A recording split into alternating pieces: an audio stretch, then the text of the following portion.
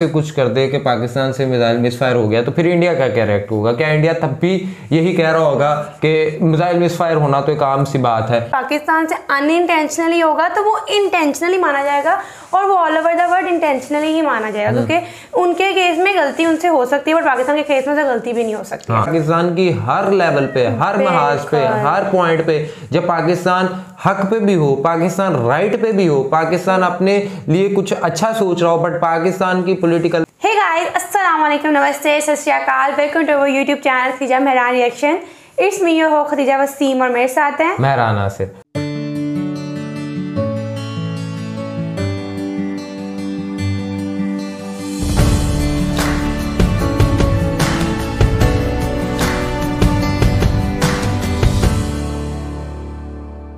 नाज़रीन, IAEA rejects Pakistan protest over BrahMos जो है मिसाइल।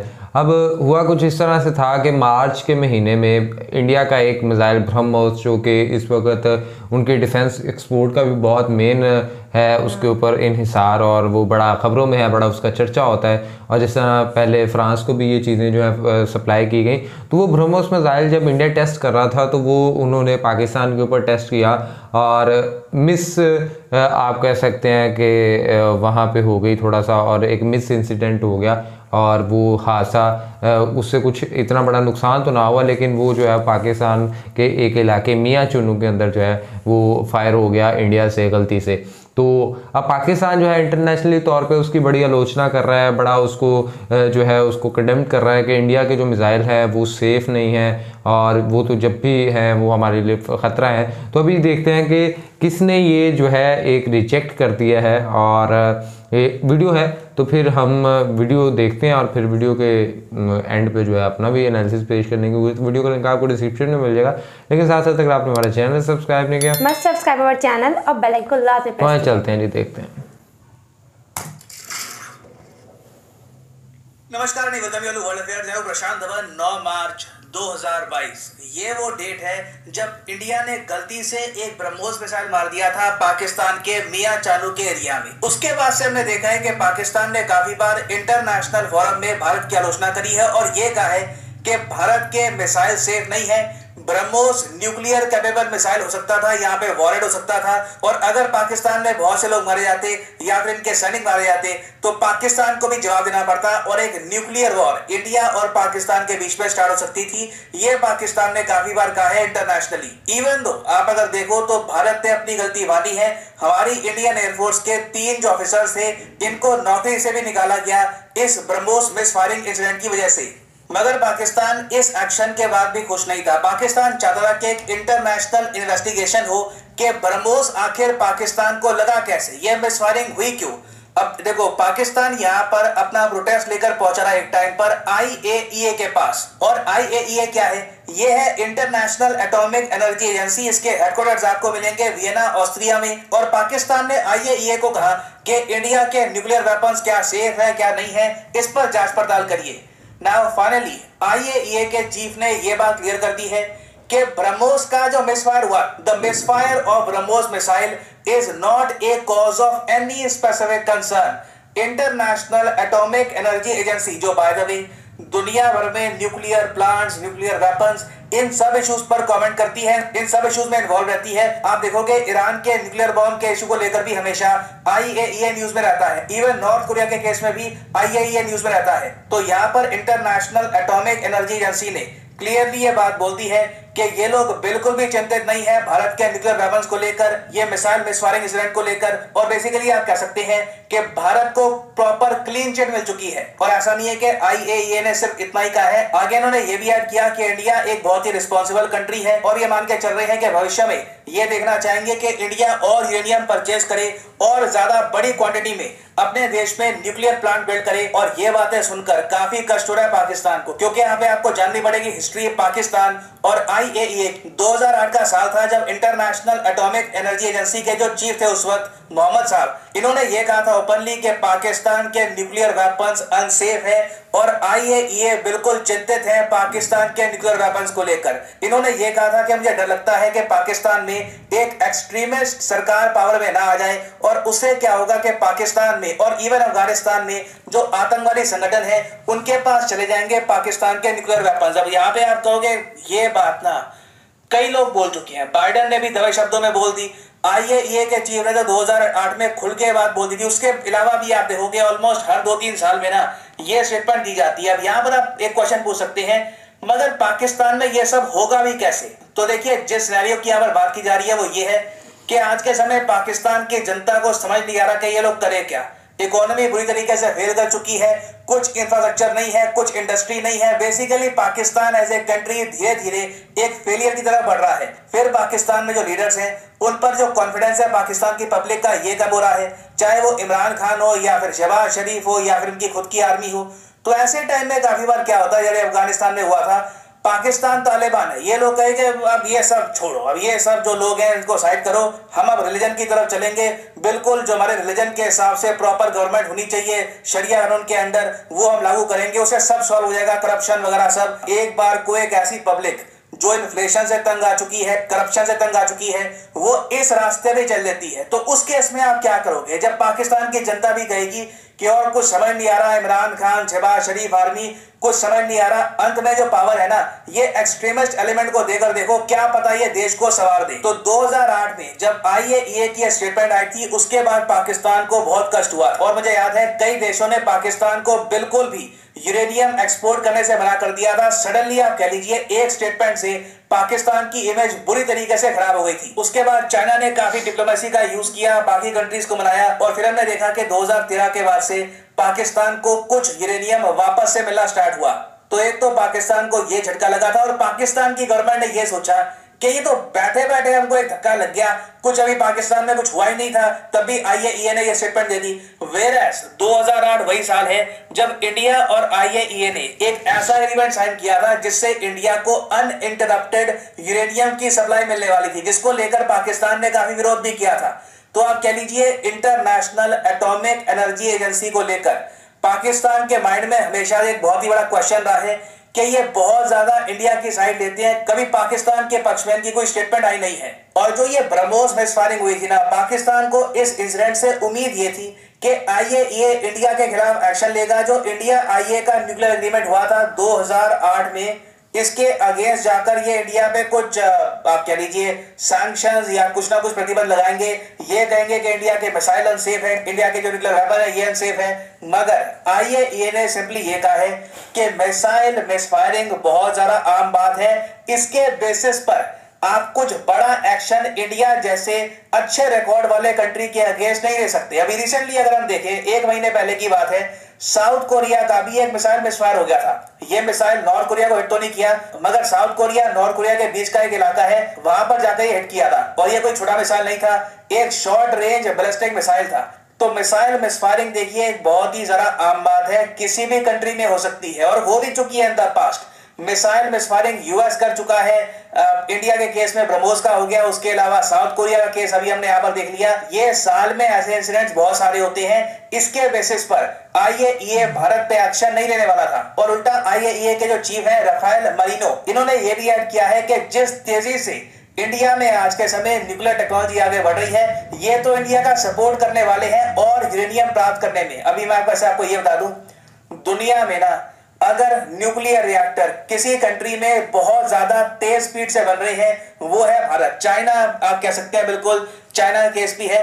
चाइना में आज के समय 21 न्यूक्लियर रिएक्टर अंडर कंस्ट्रक्शन है। चाइना के बाद आता है नंबर इंडिया का सीधा 8, उसके बाद आपको नंबर दिएगा टर्की, फिर रशिया। और ये बहुत ज्यादा पॉजिटिव न्यूज इसलिए है क्योंकि आप सोचकर देखिए न्यूक्लियर पावर रिलेटिवली क्लीन होती है, बिल्कुल न्यूक्लियर वेस्ट निकलता है वो आपको स्टोर करना पड़ता है। मगर आप ग्लोबल एवरेज टेम्परेचर की बात करें, क्लाइमेट चेंज की बात करें, तो उस केस में दुनिया को बहुत ही बेनिफिट होगा अगर इंडिया और चाइना दोनों बहुत ही बड़े स्केल पर न्यूक्लियर रिएक्टर बना दें और कोल फॉसिल फ्यूल की जगह न्यूक्लियर प्लांट से अपनी एनर्जी क्रिएट करें। अभी ऑलरेडी आप अगर देखो तो भारत में 22 ऑपरेशनल न्यूक्लियर पावर प्लांट आपको मिलेंगे जिनकी कैपेसिटी है 6780 मेगावाट, जो वैसे काफी हद तक कम है ओवरऑल हमारी इंस्टॉल्ड इलेक्ट्रिक कैपेसिटी से, जो 407 गीगावाट है। अभी हमें काफी तरक्की करनी है, मगर आने वाले 10 से लेकर 15 सालों में इंडिया आप कह लीजिए न्यूक्लियर पावर में वर्ल्ड लीडर बनने वाला है और ऐसे वर्ल्ड लीडर के अगेंस्ट IAEA कुछ एक्शन लेने नहीं वाला। It is very basic. उसके अलावा इंडिया का जो प्रीवियस ट्रैक रिकॉर्ड है ये भी बहुत ही क्लियर है। पाकिस्तान के AK खान की तरह भारत के किसी भी साइंटिस्ट पर आरोप नहीं लगा कि हमने न्यूक्लियर प्रोलिफरेशन करी है, न्यूक्लियर टेक्नोलॉजी के सीक्रेट्स बेचे हैं नॉर्थ कोरिया को या फिर किसी और कंट्री को। तो चाहे IAEA हो या फिर UN की कोई भी एजेंसी हो इन द फ्यूचर, हर जगह से पाकिस्तान को यही जवाब आने वाला है कि इंडिया का जो ब्रह्मोस मिसाइल मिसफायर इंसिडेंट था ये हमारे लिए कोई भी कॉज ऑफ कंसर्न नहीं है और IAEA इसको लेकर कोई भी एक्शन नहीं लेने वाला। और फाइनली यहाँ पर मैं आपसे एक क्वेश्चन ही पूछूंगा जिसका आंसर आप सब लोग करोगे कमेंट सेक्शन में। क्वेश्चन यहाँ पर ये है कि IAEA international atomic energy agency के हेडक्वार्टर्स किस कंट्री में लोकेटेड है? ये है यहाँ पे आपकी ऑप्शन USA, UK, ऑस्ट्रिया या फिर स्विट्जरलैंड। कमेंट सेक्शन में सब लोग करिए आंसर इस वीडियो में ही। इसका आंसर मैं आपको दे चुका हूं तो इसका आंसर मैं फिर से रिपीट नहीं करूंगा, आपको बताना चाहिए इसके बारे में सिंस IAEA न्यूज में है 1957 में ये बना था। तो कमेंट सेक्शन में बताओ कि इसके हेडक्वार्टर्स आपको कहां पर मिलेंगे। नीजा मैं पहले इसमें ना थोड़ी सी एक चीज़ कह दूँ। देखिए बात कुछ इस तरह से है कि ना पहले यहाँ से कुछ साफ़ करो, आपके यहाँ पे कुछ लगा हुआ है। नहीं यहाँ पे ये हो गया। हाँ सब कुछ अब नहीं, अब सेंसर वाली चीज़ें गई।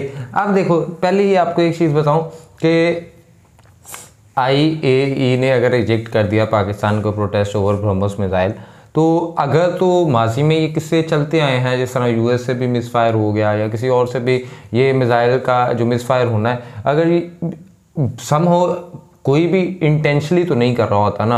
अगर इंटेंशनली करे तो आपको आइडिया होता है कि उसकी बुनियाद पे कितने बड़े जो हैं वो खतीजा ब्लंडर्स हो सकते हैं इन फ्यूचर जाके। अगर कल को पाकिस्तान भी इस तरह से कुछ कर दे कि पाकिस्तान से मिसाइल मिसफायर हो गया तो फिर इंडिया का क्या रिएक्ट होगा? क्या इंडिया तब भी यही कह रहा होगा कि मिसाइल मिसफायर होना तो एक आम सी बात है? तो अच्छा चले मैं आपको नहीं, यही तो मसला है मेहरान कि आपने जो अपनी इमेज बना ली होती है ना, वो आपकी इमेज वही रहती है। अगर पाकिस्तान से अनइंटेंशनली होगा तो वो इंटेंशनली माना जाएगा और वो all over the world intentionally ही माना जाएगा, क्योंकि उनके केस में गलती उनसे हो सकती है बट पाकिस्तान के केस में से गलती भी नहीं हो सकती है। ठीक है, सो एक चीज़ तो ये होगी। दूसरा ये देखें कि यूरेनियम ना सिर्फ ये यूरेनियम ही होता है, और आप अगर इससे न्यूक्लियर वेपन्स बना रहे हैं तो यूरेनियम ना सिर्फ न्यूक्लियर वेपन्स बनाने के लिए, इससे आप अपनी बिजली जितनी भी एनर्जी है वो आप इस पर कर सकते हैं। आज हम कोयले से बिजली पैदा कर रहे होते हैं, ऑयल से बिजली पैदा कर रहे हैं, तो ये यूरेनियम के ज़रिए भी आप जो है जो बिजली पे वगैरह पैदा कर सकते हो और ये ज़्यादा बेहतर तरह से पैदा कर सकते हो।